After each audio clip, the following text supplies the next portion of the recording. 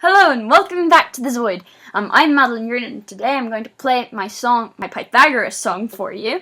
And I wrote this song last year for my maths class, and everyone else had made a PowerPoint, but I wanted to do something more interesting, so I wrote a song, and I got a few weird looks from my teacher when I said that I was going to play a song, but I did it. I brought in my ukulele, played it for the class, and it was really fun.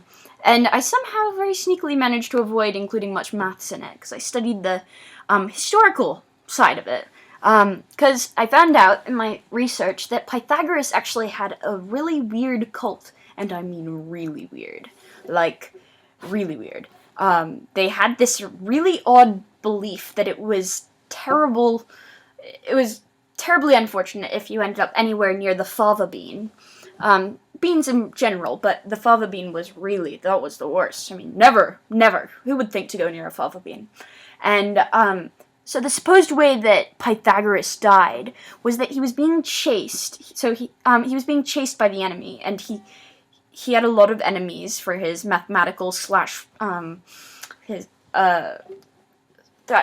musical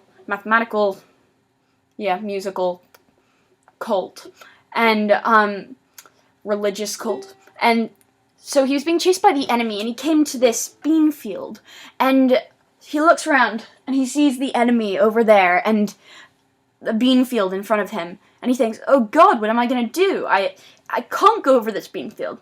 And so he died in the hands of the enemy, because he wouldn't go over a field. And so that is supposedly the way that he died. Everyone in his cult was vegetarian, by the way. And, it's a very unfortunate combination to be scared of beans and be vegetarian. I mean, I don't know what else you'd really have left to eat. But, at least you wouldn't get much protein. But, anyway, what else? Yeah, they were pretty weird. Anyway, there were two parts of the cult. There was the acousticoi, I think, acousticoi, and there was the mathematicoi, and they would fight a lot. And anyway, here's my song. I hope you like it.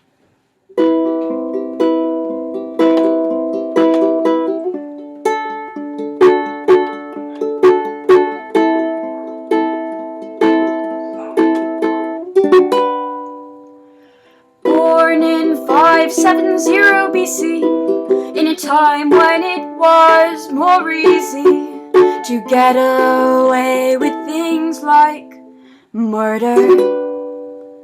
In ancient Greece there lived a man who was rather Pythagorean. In fact, his name was actually Pythagoras.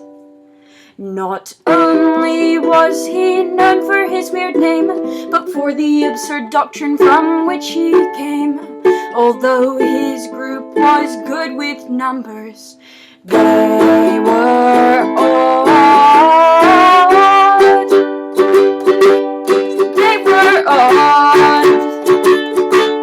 They were odd. They were odd.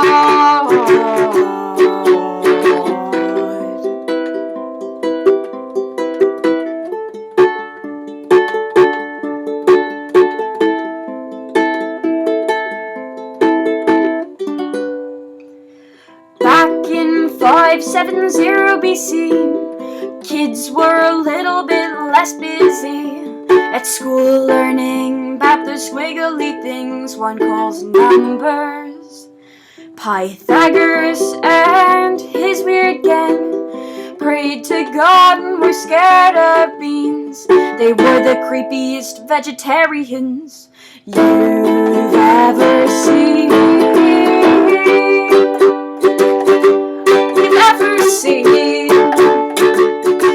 Cause they were odd. They were odd.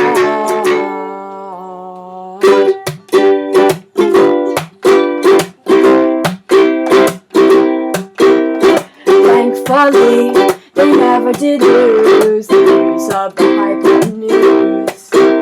But unthankfully, they never did see the brilliant size of a happy end. It happened when there was a revolt against Pythagoras' bean-fearing cult. They lost control at Illusion Hall. That was the end Pythag cult. But even when they lost themselves, they never lost the news of the hypotenuse.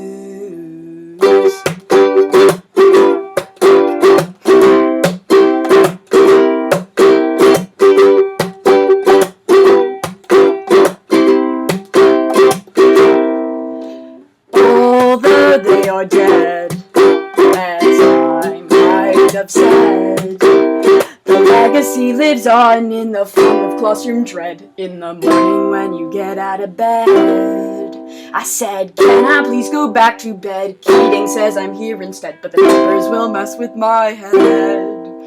But really, Pythag's easy. Just square the A and the B. Now add them together and you'll get the squared C.